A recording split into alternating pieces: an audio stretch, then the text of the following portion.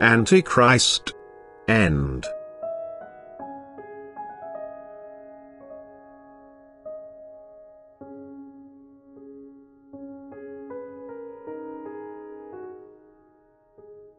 The spirit of the Antichrist has been in the world since Jesus Christ accomplished of his act of salvation. He has constantly attempted to undermine his act. He has always and forever fought Jesus' followers. He has always and forever driven people into heartlessness. Thus he has actively opposed Christ's will and teaching on earth, partly by means of spiritually confusing people's thoughts and partly, in human appearance, clothed in a gown of knowledge and intelligence. The teaching of Jesus Christ was opposed by a human teaching at all times which aimed to weaken it, thus it was anti-Christian, and this has always been Satan's work, the work of forces from below which intended to cause people's desertion from God or to obstruct their way to Him. And this anti-Christian activity is steadily on the increase and will be blatantly self-evident before the end. Satan himself will be active on earth in human form, the Antichrist in person, whose activity will be extremely ominous for the whole of the human race. For he will initiate laws which aim to eradicate spiritually minded thoughts, which will prevent all spiritual endeavor and intent to entirely secularize people. And this will be the last work of the one who fights against God, for he will be transgressing the limit of his authority, which is relentlessly punished by God. The change of worldly events will be rapid, extensive worldly changes will occur in short succession and a ruling power will come to the fore by wanting to direct the state of affairs of all nations and, instead of order, will cause utter disorder. For his regulations will first and foremost apply to the suppression of all faith. He will find many supporters on earth, and that will be the sign for the end. For people won't resist it but will almost unanimously profess and celebrate him as a hero and victor whose goal they acknowledge and consequently also support. And this will be the start of the most difficult time for believers. It will seem incomprehensible to them what is going on in the world. It will seem incomprehensible to them that God's love and patience allow His most sacred name to be slandered and ridiculed and Jesus Christ's followers to be ostracized and pursued in a most brutal way.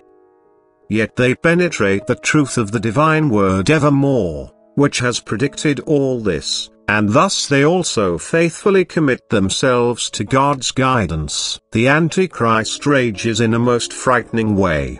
He dazzles people by the actions he implements with support of strength from below. Satan himself works through him as the opposing spirit of the one who works in the living creations of love and faith, in people who love God above all else and firmly believe in Him and thus have to suffer great adversities due to God's opponent. People will pay homage to Him, they will erect altars, they will proclaim Him as the Messiah bringing salvation to them, for He will achieve feats which will impress people, yet they will not be works of love but mere activities of arrogance and craving for power. He will work as a human being, try to explain his strength as human strength and oppose and deny everything that is divine, that points to and testifies of God. And his willpower will be rock hard. He will give orders, and anyone resisting his command will be destroyed by him. He will seek to prohibit all teachings of Christ, all knowledge of Him and His act of salvation. He will try to drag everything through the mud and regally reward those who assist him in his quest against Christ, just as he, full of hatred, will also take actions against his followers. The Antichrist's stature will be recognizable by its external good looks, by his physical strength. For Satan conceals himself so as not to be recognized for who he is. And his extraordinary abilities will draw humanity's attention to him. There will be no end of admiration. He will reside on earth in external splendor and grandeur, in contrast to Jesus Christ who lived inconspicuously amongst his brothers, devoid of all earthly possessions with a love-filled heart for his fellow human beings.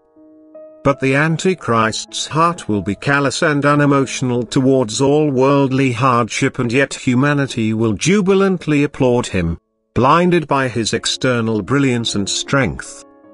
He will appear suddenly and unexpected at a time of utmost earthly adversity and, with strong hands, promise relief, seize power and authority without meeting any resistance, because people only pay attention to the harsh conditions on earth and ignore this hero's spirit, who will want to distinguish himself and, with the help of like-minded people, elevate himself as a ruler, and then the end will be near. For the resulting battle of faith will be the prelude to the entire work of destruction of earth. It will only last a short time, but with such intensity that it will require an extremely strong faith as not to succumb. Yet once again God himself will confront his adversary. For he is in spirit amongst those who fight on his behalf, and the Antichrist runs in vain against the bastion of faith. And he will fall from his throne into the mire of damnation. His government will not last long, but will cause unspeakable misery amongst the whole of humanity, which will predominantly support him and abandon all faith in God, which will believe his earthly implementations and will thus finally also share the damnation, for it will be subject to God's adversary and therefore also share his fate. And this will be the end. Jesus Christ will remain victorious and his church will continue to exist for all eternity. Amen.